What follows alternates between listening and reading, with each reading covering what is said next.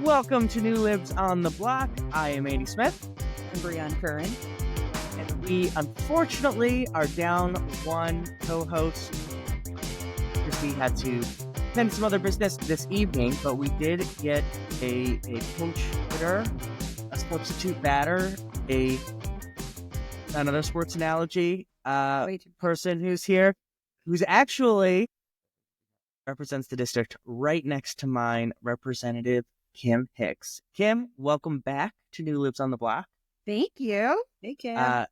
Kim was briefly on our retreat episode last year, but you have not been on an official, just regular episode. Yes, I've been rejected.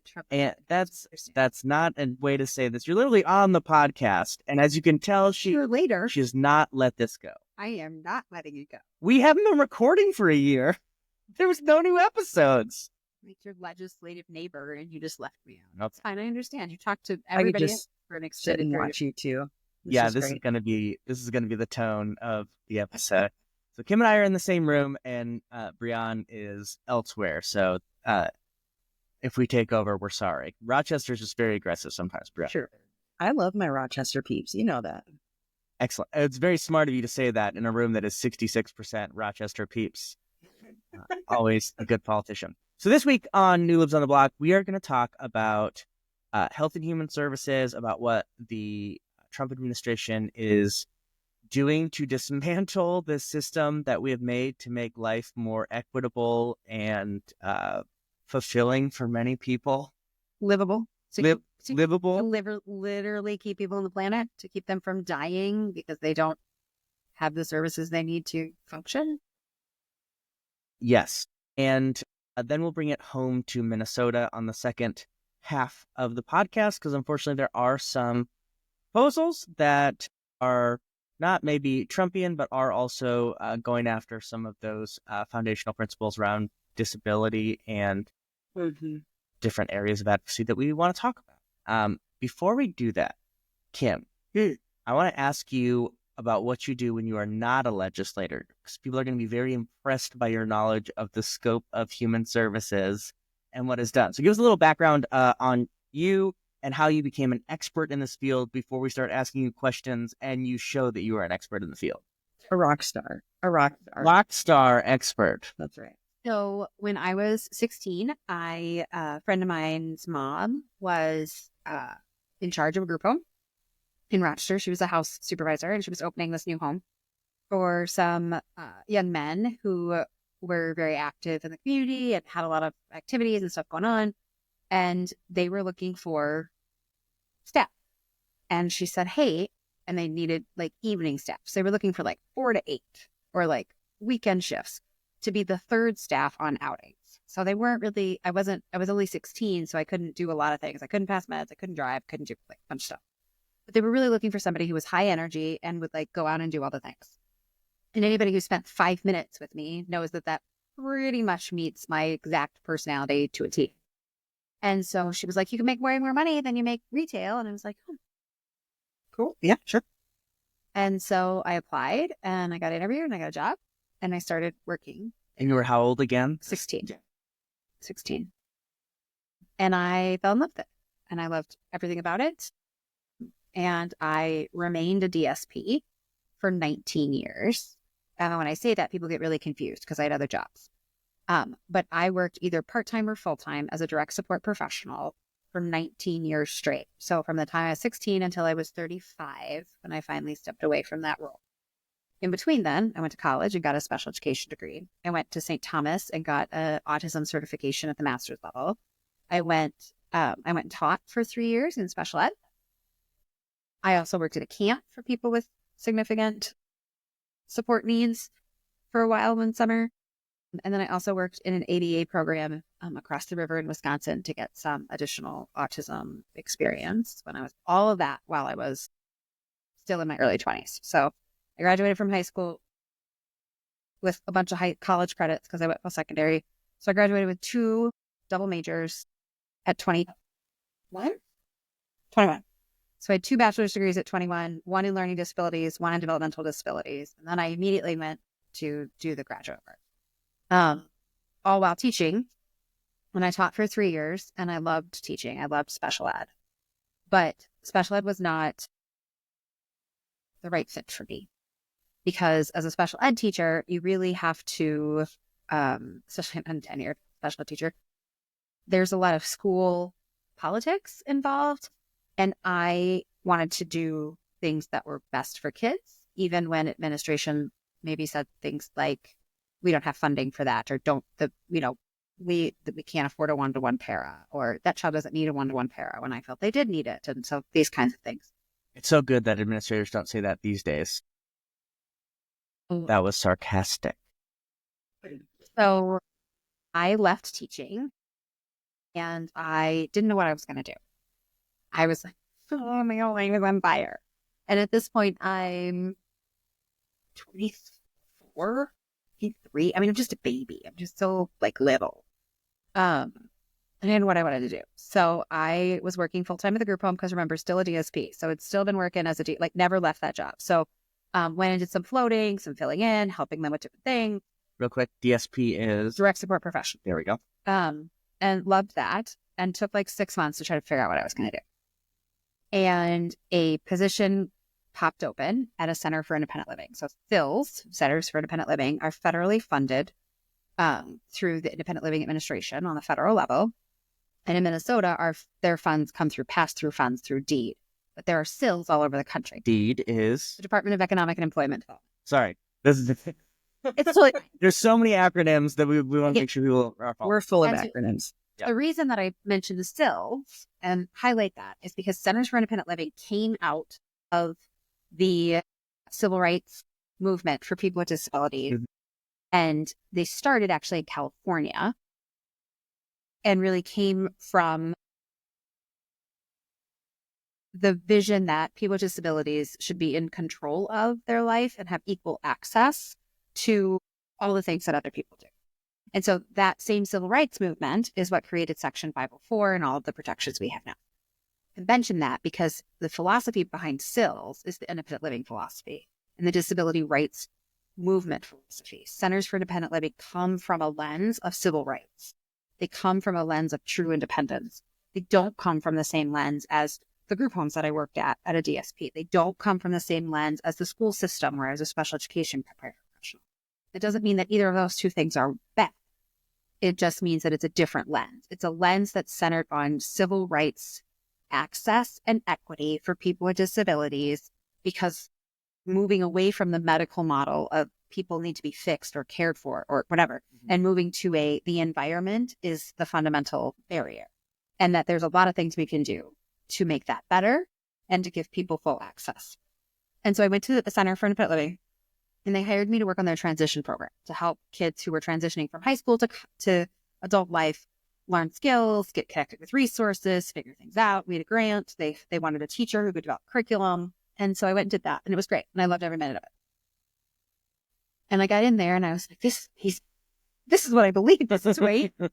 And it's important to note that I'm a person with disability. So I have dyslexia and ADHD. So it was a place where I finally felt like I belonged and I wasn't fighting against the system, because I was in a place where civil rights and accommodations and access was the cornerstone of who we were, what we did, and what we believed. And everybody around me, not everybody, but many people around me were also people with disabilities. And so it was self-empowerment at a level I had never experienced.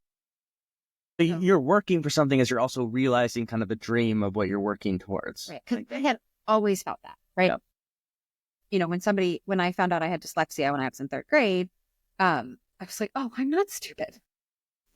For that. The reason I can't read is because I have this thing, not because I'm an idiot. Hey, right.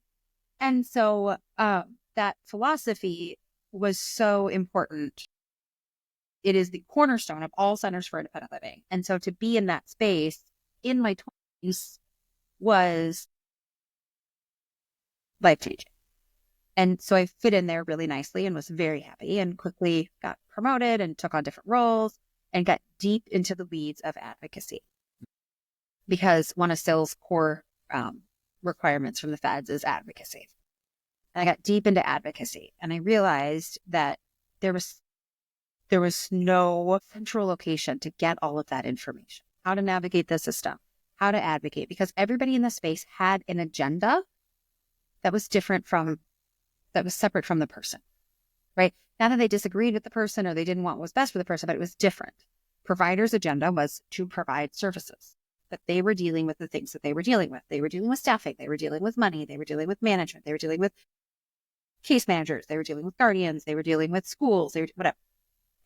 School is to educate the children, but they're dealing with administration. They're dealing with transition services. They're dealing with funding issues. They're dealing with school buildings. They're dealing with peers. They're dealing with, right? Counties, lead agencies, their goal is to authorize the services, figure out what service to give, authorize it, qualify it. It's all of the systems have all of that. There was and all of those people would tell you that they are an advocate for the person, and they are, but within their own competing demands.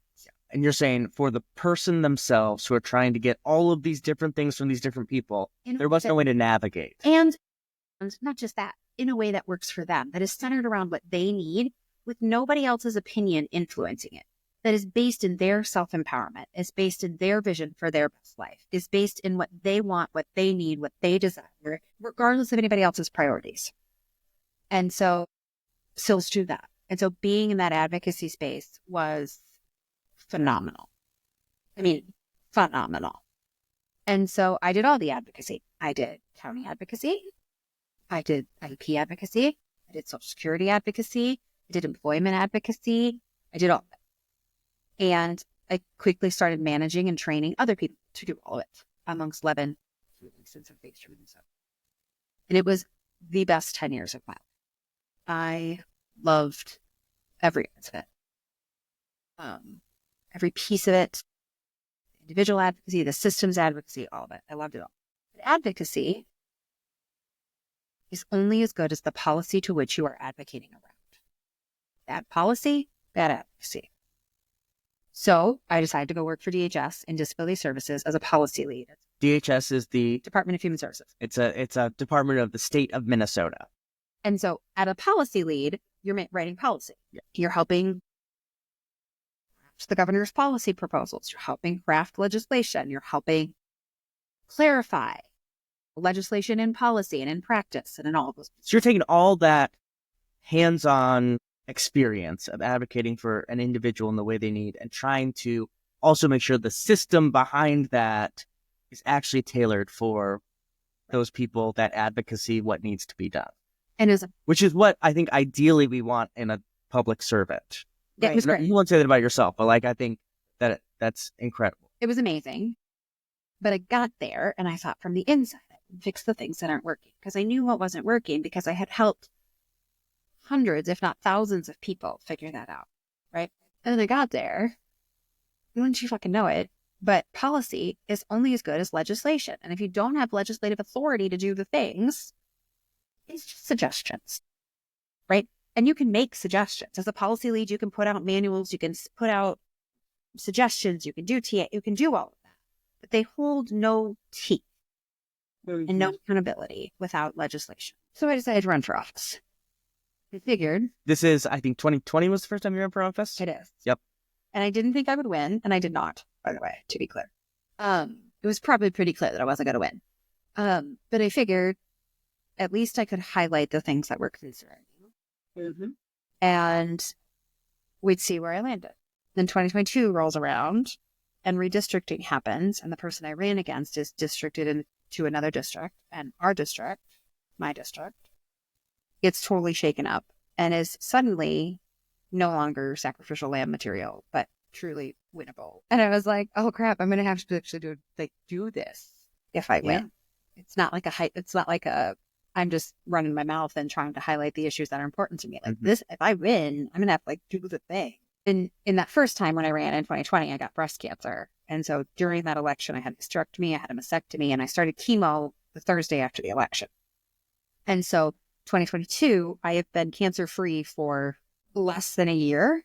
When convention comes up, my hair is right here. I had been 11 months since my last chemo when we had convention. That was a contested convention too. Well, the contested. We don't have to get too in the details there, but it's not like this is a walk in the park. It's not. But I talked to my family, checked my husband, and I decided that if I really wanted to create a better Minnesota for people with disabilities, somebody had to do it. And it had to be somebody who understood all of the sides. Because although we have lots of folks in the legislature, Brion included, right, who Yes. have some amazing lenses in this space, it's not the same as having a person with a disability who has helped hundreds of other people with disabilities navigate this system, and not just Minnesota system, all the systems, right? And that's the only thing I did. There aren't very many people that can say that their entire background is this one, personal and professional. So I did it. Well, and we got elected. And so I want to talk about some positive stuff because we'll get into some negative stuff, but I also know you can talk about this for like 4 hours. You know, I'm sorry. No, this is I wonderful. promise. Can I give you about 100 seconds to talk about the massive wins we were able to accomplish in the space? Specifically, you really helped, and you mentioned also Brion is in the space quite a lot, specifically in the disability advocacy space in 2020, 23, 24. Yeah. So a couple of big things, and I'm going to focus on stuff that didn't get a ton of media attention because nobody, whatever. Adult changing tables in public spaces. People with disabilities were being changed on the floor. There was a place to potty your dog at Minneapolis Public Airport, but not a place to change your grandmother. It is disgusting and wrong. We fixed that. Yeah. Child welfare protection statutes for people with disabilities. Minnesota was one of the states that still had language that basically allowed for the removal of a child based on no other reason than disability. This shocked me. You told me about this, and I was blown away. Honestly, I was like, this can't. It also could be considered in custody and in adoption as reasons to make different choices. And so we got rid of that. The language is stronger than it was. We still have work to do in that space because bias is a real thing, right? And just because we changed the law doesn't mean we've changed bias. Mm-hmm. We have ableist training for teachers, the first in the nation to be available for credit for teachers to get continuing education credits. And the training is taught to count as a continuing education credit, it has to be administered by a person with a disability, an adult with a disability, so that we're actually talking about ableism as it is, and as it affects everything. The highest rate increase for PCAs and support professionals ever. Love it. Increased DWRS linked to inflation and sped up in it. Which is? What does DWRS stand for? It's the rate system for waivers. Disability waiver rate system. There we go. Let's see. So many things. We have a study that we haven't gotten back yet to have some journey mapping of the current disability system to identify what is supposed to happen and then what's actually happening on the ground based on talking to people, because there's a disconnect there. So that's huge. Incentive payments for DSPs, incentive payments for PCAs, separate from that, but they're also eligible for the other ones. Provider capacity building grants, tons of work in the spaces of really trying to empower people, really having those conversations. No asset limit for MAPD, got rid of fees. That one's huge. Do you want to talk about that? Explain what that is, Brion, and then talk about why that's so. Yeah, so MAPD is medical assistance for employed people with disabilities. And essentially, people make too much money. They can pay the state a premium, and then they are able to keep most of their income so that they don't go over the imposed asset limits that you have when you receive certain services. So somebody is living with a disability and they're able to have a job at a competitive wage. They're essentially, forced to pay premium for that. Which is outrageous. Well, they still pay the premium because we lost that in conference committee, but we got rid of the asset limit. And the reason that that's super important is because with the asset limit the way it was, and with asset limits kind of across Medicaid, frankly, we force people into a cycle of poverty to continue to live. Right. So, and that sounds really dramatic, but it's true. Because if you cannot continue to remain on the planet unless someone helps you get up in the morning and get dressed and make sure and helps you get fed and helps you get off to work. But then when you're at work, you're able to work and be independent and do all of those things.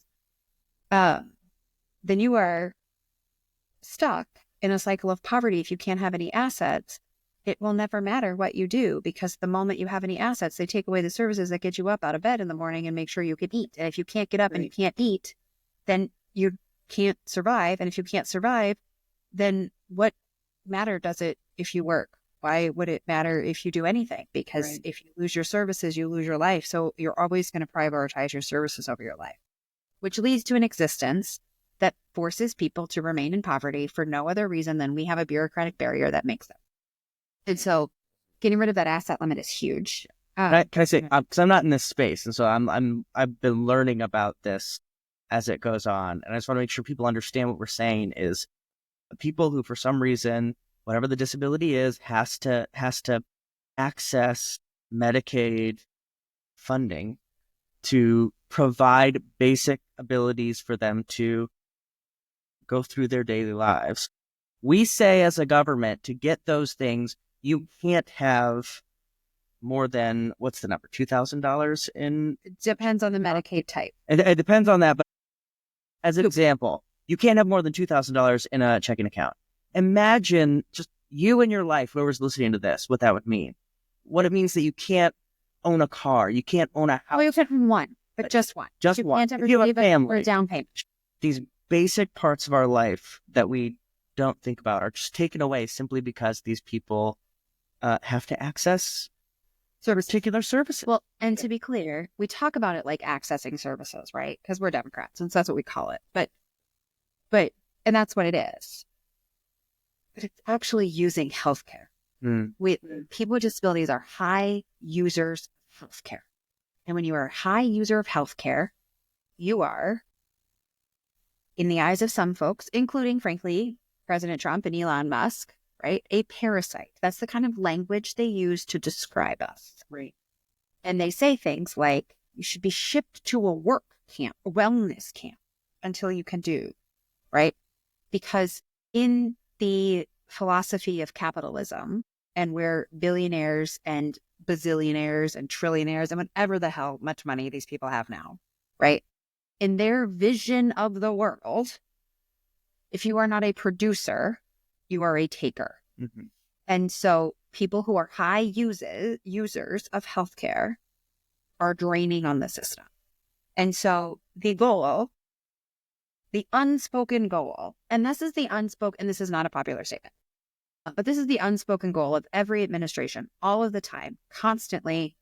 I've seen it as an advocate for years and years, is to spend the least amount of money, the least amount possible, to keep those people and the people who care about them and work for them and support them and everything, right? Right. It's not because we are the quietest minority group. We are the loudest, or we are the largest minority group. But so much of the daily energy that is expended to literally stay on the planet and to navigate the nonsense, that there's not a lot of bandwidth left for the other space. And so there's other stuff we did in the last 2 years. I mean, we did parental fees. We did some guardianship rewrites that like hold guardians accountable and don't give them like power that they don't need in this space. We tried really hard to do some stuff in some minimum wage, also known as slave labor for people with disabilities. And so like a lot of that stuff, right? But I'm just sitting here, Kim, as you're going through everything, just nodding for people who are listening and not watching on YouTube. Just we come from a similar background. I worked in disability services for 20 years prior to coming to the legislature. And I worked from the provider side, where, people operate group homes for folks with developmental disabilities. And so when Kim and I got elected together, I was like, holy cow, I'm not alone. But ever since then, have been lucky enough to share committees with Kim in this space. And much like in committee on this podcast today, I'm just sort of sitting here nodding like, preach, Kim, like, go on, please.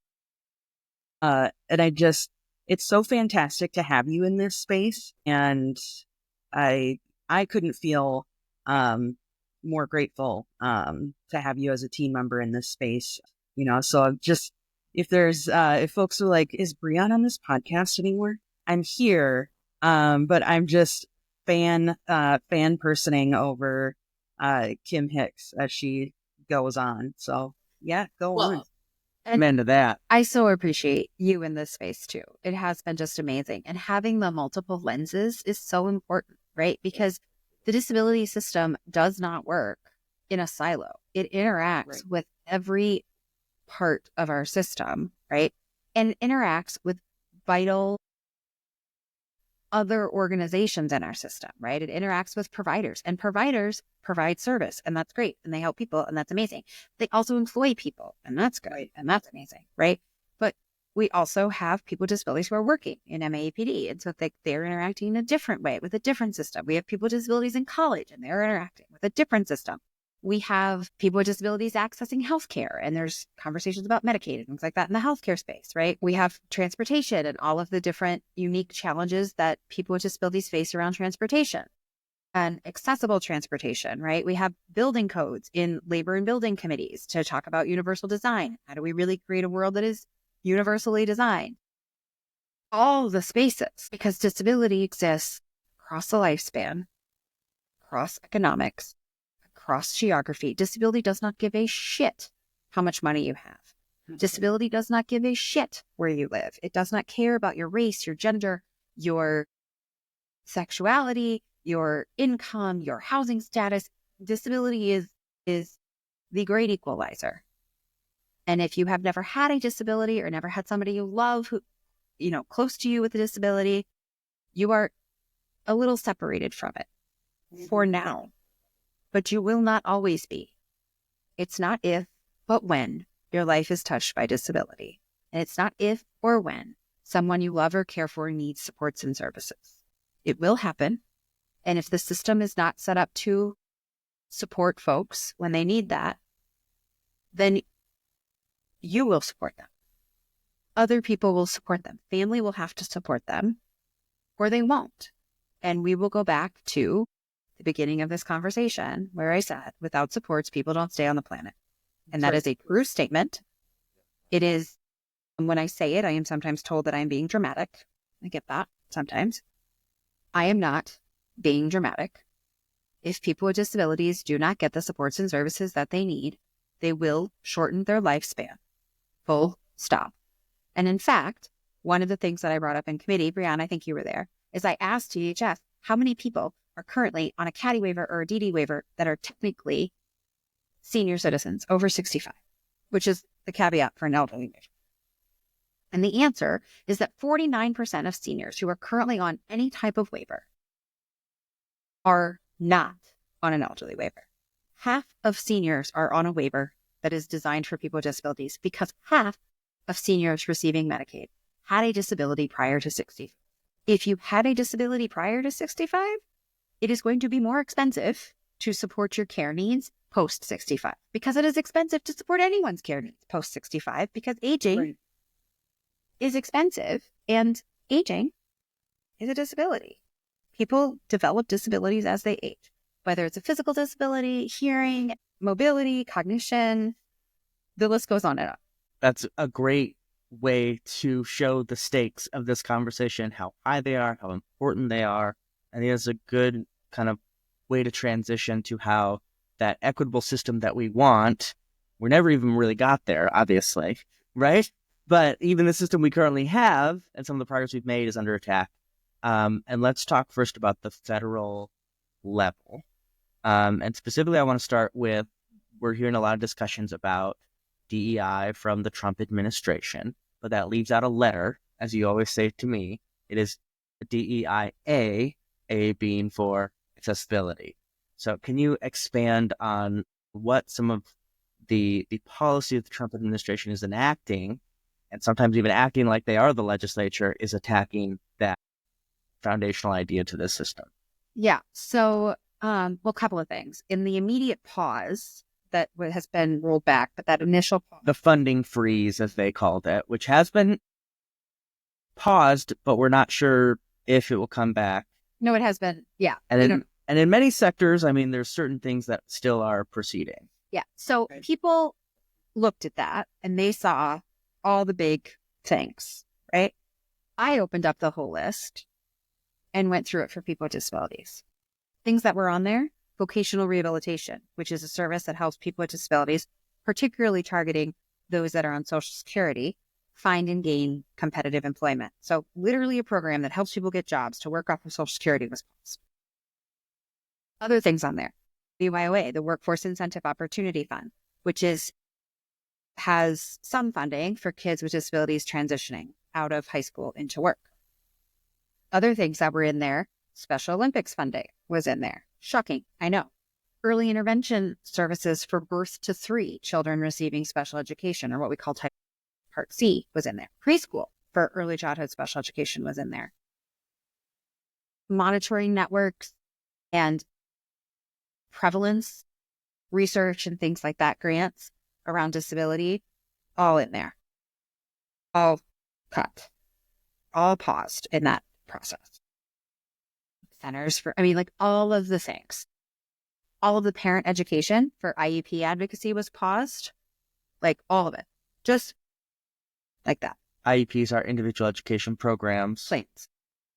that are given to children with disability. That's a broad definition. They qualify. What did I say? Given. People with disabilities never get anything given to them, to be fair. Good correction. But yeah, so that's one little caveat, right? And that's a huge one. The other part that is pretty terrifying, in my opinion, is even just all of the special education component, all of the enforcement, all of the education, all of that stuff for kids with disabilities is going to terrify, especially the early intervention stuff, right? So all of that's bad. Very bad. All the grants, pausing, all of that. But that's been rolled back now. So maybe we're okay. We're not okay. It's not going to be okay. Because literally the goal is to make it as difficult as possible to access services and supports. Because if you cannot get them, you cannot spend money from those services and supports. The goal is to make it as difficult as possible so that no money is expended. One way that we do this. So in the first Trump administration, he changed the rules about Social Security.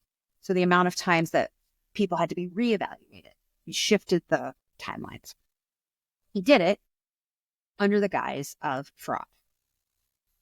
The truth of the matter is, it's very difficult to get Social Security. It's not easy. Many people apply and have to appeal, go for judges, lots of processes.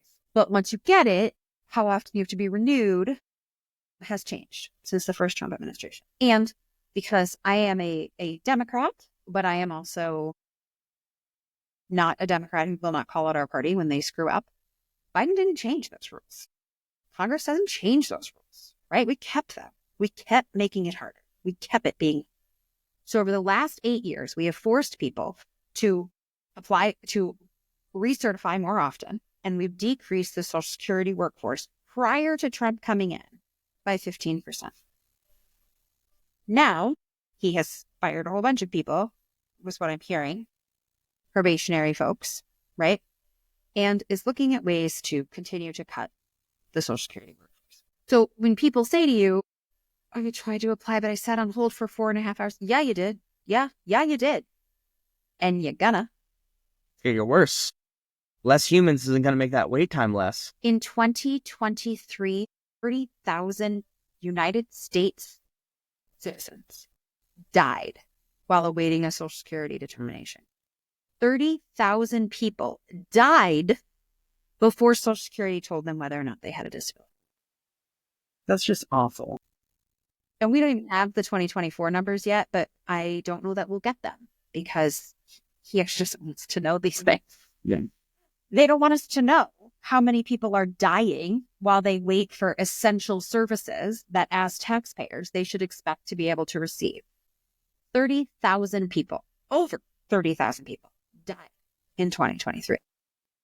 Yeah. And if we go back to an earlier part of the conversation, folks who are trying to qualify for Social Security, we're talking about people who don't have other income, other assets, because there had been all these limits on what people could have. So it's not a situation where somebody can just continue what they need or pay for something up front and get reimbursed later.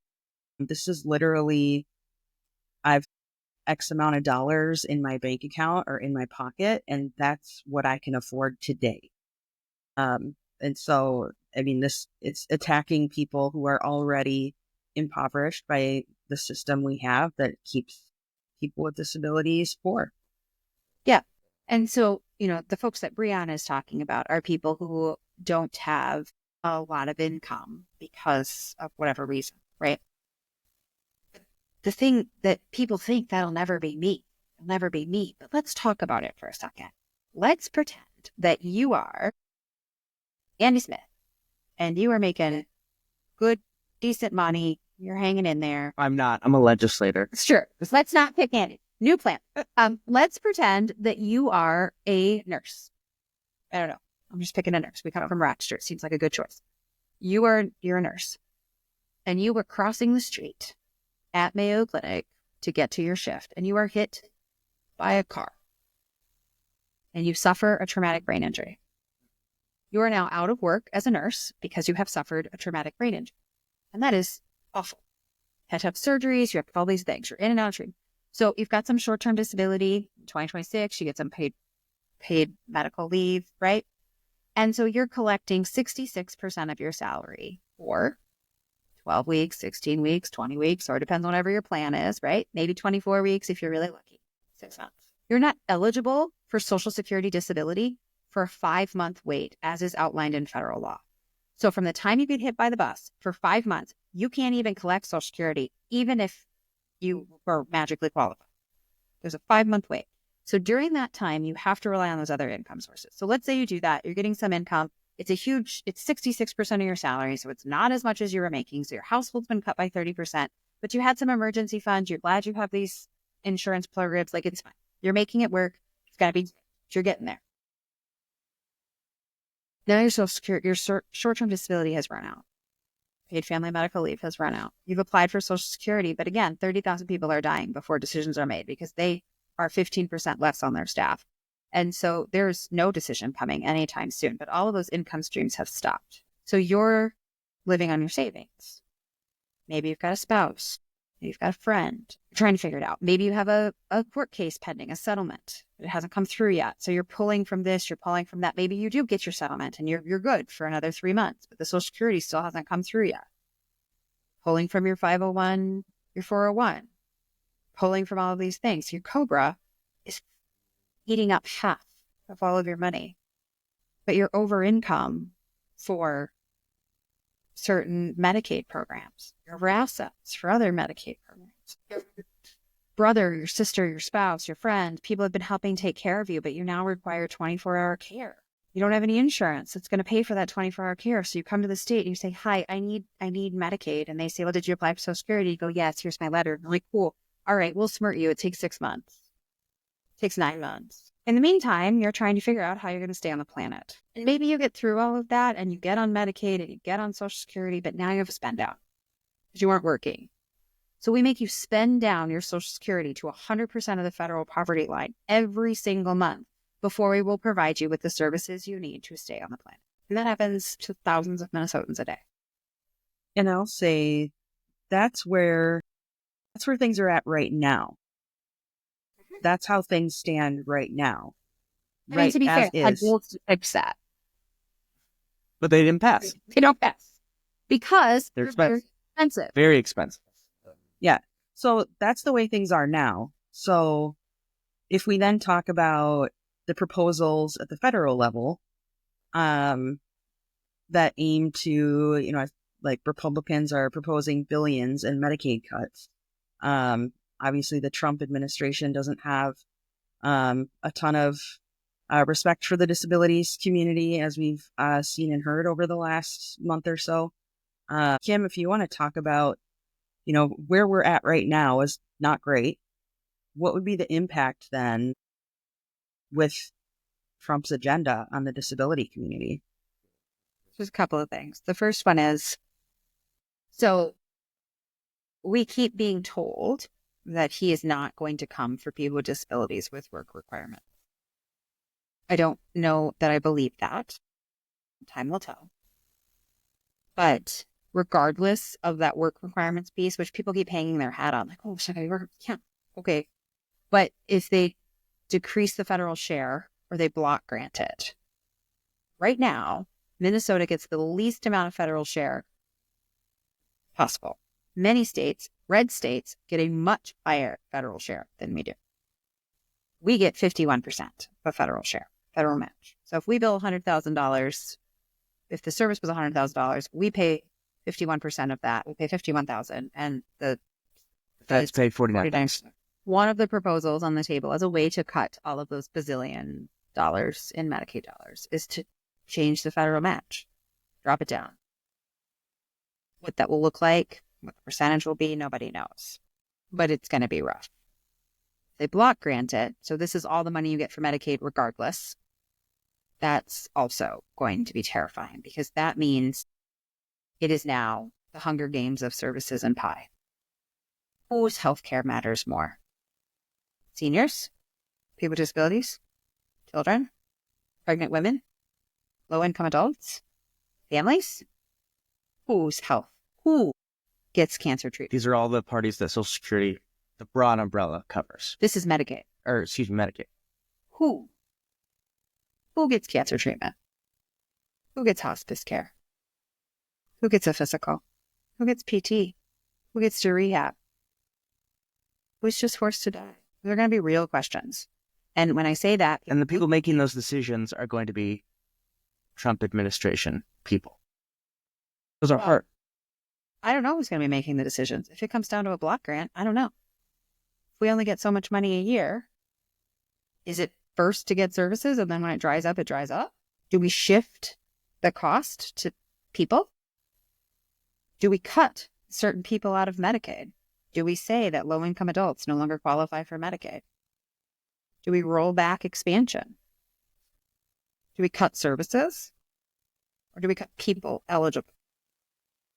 But something, if it becomes a block grant and there's only so many pieces of pie, you got to figure out who gets the pie. And that is cruel. But cruelty is the point. Elon Musk called us parasites. RFK Jr. said we should go to camp. Calls people with autism horrific things. They don't want us on the planet because we take resources. Period. And any other lens through that is political talking points that make people feel better. But it's not true. I mean, what is panning out, it doesn't, and this is something that, Andy, you've heard me say this before. Everybody says they support seniors and people with disabilities.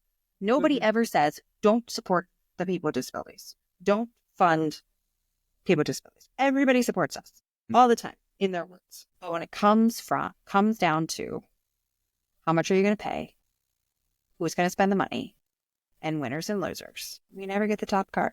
In fact, 17 states are currently suing to remove Section 504. They've buried it in a trans bill because, God forbid. But if the Supreme Court takes that case up this summer, like actually takes up the case and strikes down federal Section 504. Real quick, Brion, can you describe briefly Section 504 so everyone's on the same page? Well, I think Kim had... Yeah, I can. It's fine. Sorry, I trying to spread it out. No, I appreciate it. Is a civil rights law that was achieved because people with disabilities, blind people, deaf people, people in wheelchairs, people with developmental disabilities, vets, literally staged a sit-in D.C. and refused to leave until Section 504 was signed into law. It is a civil rights act that gives us things like curb cuts, gives us things like accommodations in college, gives us things like the ability to have a 504 plan for a health condition in school, like an allergy. gives us things like equal access to public accommodations, gives us things like anti-discrimination in the workplace and the ability to get accommodations at work, reasonable accommodations. To put this into context, we have had civil rights laws for 50 years. We just celebrated the 50-year anniversary of the ADA, and 504 came after the ADA, so it's been a while. We're pretty new in the civil rights space. Mm-hmm. In the 90s, we moved people out of group home or out of institutions in the state of Minnesota into group homes. We were institutionalizing people while we were all still alive. Right.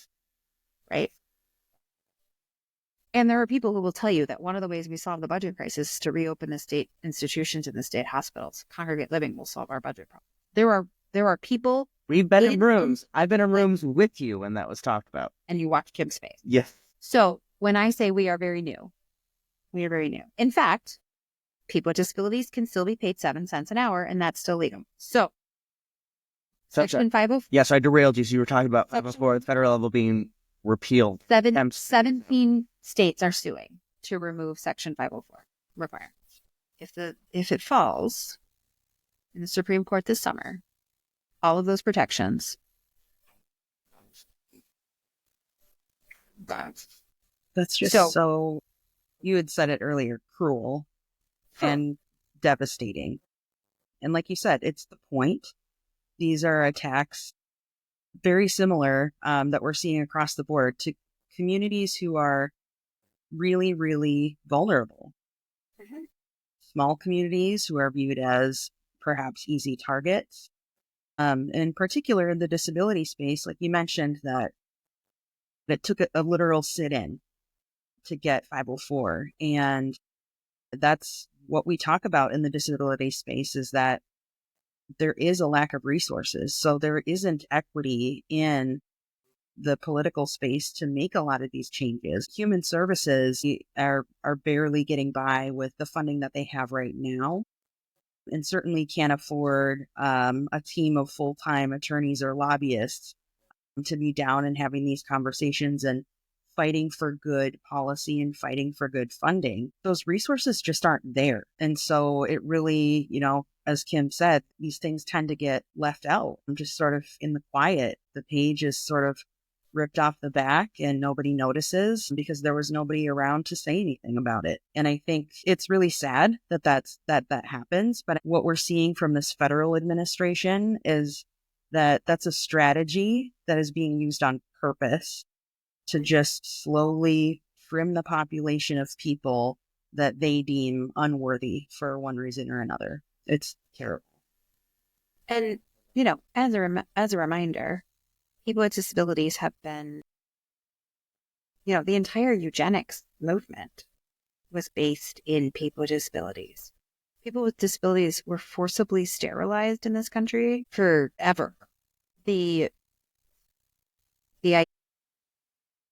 people with disabilities are worthy is like 1 generation old, 2 generations old. Like, we are very early in that process. And it's really easy to turn back something that people don't even know that they. Right. But Section 504 is particularly interesting because a lot of the people who rely on Section 504 don't view themselves as people with disabilities.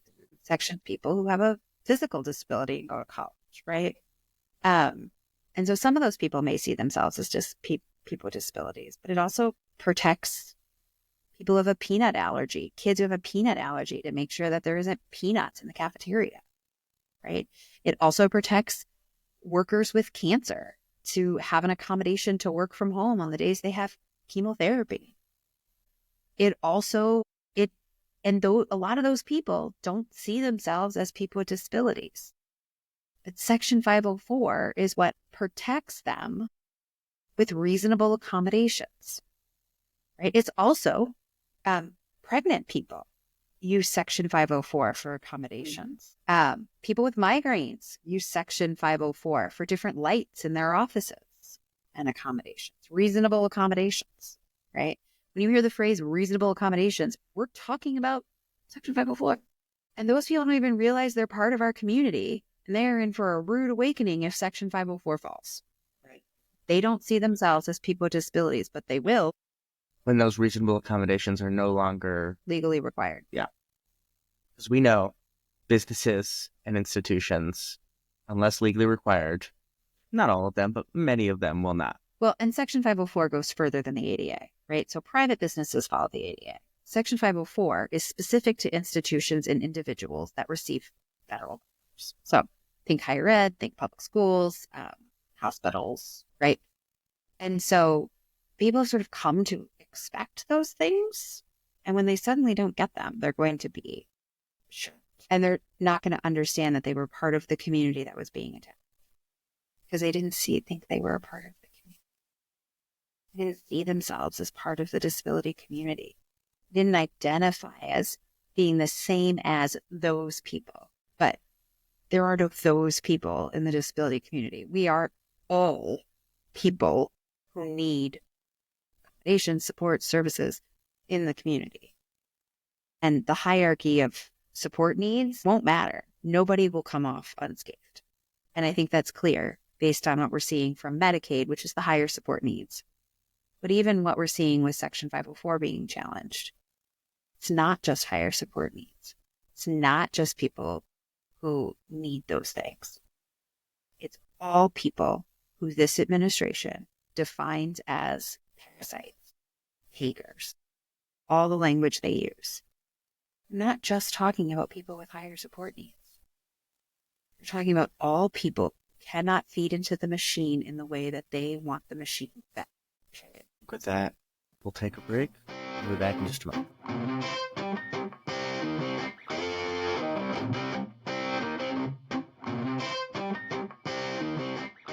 Okay, we are back.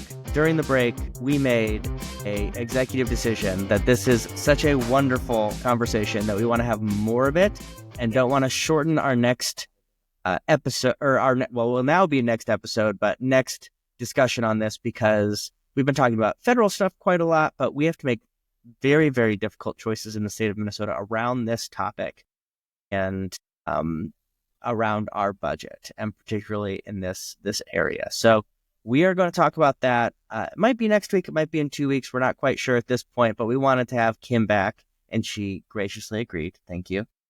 Let's talk about that in another episode. So for now, what we are going to do is try to end on a little bit of a lighter note in our... Well, now, when anything bothers me and I'm feeling unhappy, I just try and think of nice things. What kind of things? My favorite thing. We're going to do around Kristi's gonna love favorite that. things. I know. We had Kristi's voice, even if she wasn't able to be here with us in person this evening. So, Kim, this is a part of the episode where we say just anything during our week that brought us joy, brought us happiness, or otherwise, was a favorite thing of the week. So we'll let you go last as our guest so you can get some good examples. So, Brion, would you like to go first? Sure, I can go first. My favorite thing in the past week or so, I think, was Valentine's Day. I got to spend time with my girlfriend Annie and the kiddos, and had some time with the family, pizza and a movie and candy and all the good stuff. And it was great. We had a lot of fun, and it was nice to just be with loved ones and outside of the legislature a little bit, and just focus on family. It was great. Excellent. That sounds wonderful. We actually had, for Valentine's Day, we did what we called Palentine's Day, and we just had friends over instead of going out. We watched a movie. I was not invited. Which is a great segue. You were doing something else, I'm sure. Anyway, it was only like 3 other friends. 3 whole other people? Wow. Okay. And we watched a movie, and this is my favorite things. Normally, I do. Are you shocked that I do movies normally in this space? No. So the Oscars are just a week and a half away at this point. And guys, it is an incredible year for Best Picture Oscars. Have you watched any of them? No, but I'm sure I'm about to get a list. Yes, you are going to get a list, because this is an incredible year. Especially, we're on a progressive podcast around the idea of how terrible rich people are and how terrible they treat regular working class people. It's incredible. So let me give you a breakdown real quick. Honora, directed by Sean Baker, incredible film about a child of a Russian billionaire who meets a sex worker in New York and they have a fling where eventually at the end they get married, and the outcome of that, they get married in Vegas. It is tremendous. I don't want to say anything else. Please watch it. A modern Cinderella story in every sense of that term. Incredible film. I just watched a movie last night called The Substance. Have you guys heard of The Substance? The idea is there's this new thing called The Substance where if you inject this thing into your body, you get like a younger version of yourself 7 days out of the 7 days. And then in 7 days, you have to go back to like your older self. Demi Moore is the lead there. It's incredible. This is too long, I can tell, because Kim's looking at her phone and has already lost interest in me talking about it. If you haven't watched this on YouTube, the show is available on YouTube. You can see in the last 2 minutes how I think I had Kim for about as long as I described to Nora. And as soon as I moved to a second movie, phone, head down. This is such a wonderful depiction of your relationship as coworkers. This is so great. This is nothing about neurodiversity. This is just how Kim treats me when I talk about movies too much, which is fair. I do talk about movies probably too much. Anyway, I would say look up the incredible films this year. Other Best Picture nominees as well are great. Pretty much all of them except for Emilia Perez. I really, really like. So that was my favorite thing. Kim, what was your favorite thing? I'm just going to go get my phone to look at it. You should. I went to the Rochester, the RT Autism Acceptance Gala on Saturday. And I took Hudson with me, which Hudson is very open about his autism. And so Hudson's been going with me to the gala for... Your son, Hudson. Yeah. I don't know if you said that. Did you say... My son, Hudson. Okay. And so that was really fun. And we had a really good time. And it's always a great time for him to... He likes it. And I got to run into some moms that, you know, like when our kids were really little, we were having conversations about how to support them in coffee shops. And now they're 15 and 14 and 16 and 20. And it's amazing to see the amazing people they've become. And my dear friend Sarah, who's the president of the board, received an award for all of her amazing work. And so it was great to be there to support her and watch that happen. And it was awesome. And Olmsted County has something called Project Lifesaver, which is very cool. And it is a mechanism that we've had for, I don't know, almost 20 years now, probably, in Olmsted County. And we haven't lost a child with autism since we started. And so, you know, one of the things that we've seen in Minnesota in recent years is more deaths of children with autism from wandering and elopement, which is not the same thing as losing a child. Like, elopement is a very unique experience in children with autism. And in our community, we have a solution for that. And we don't have a statewide solution. And so it was wonderful to hear success stories and reasons why, you know, kind of how we're different and why it's working. And I wish that we could find a way to do that across the state to protect more kids. It was a great day. Man, so on brand. Talked about a wonderful favorite things and turned it into a policy discussion and rousing call for change. This is Kim Hicks.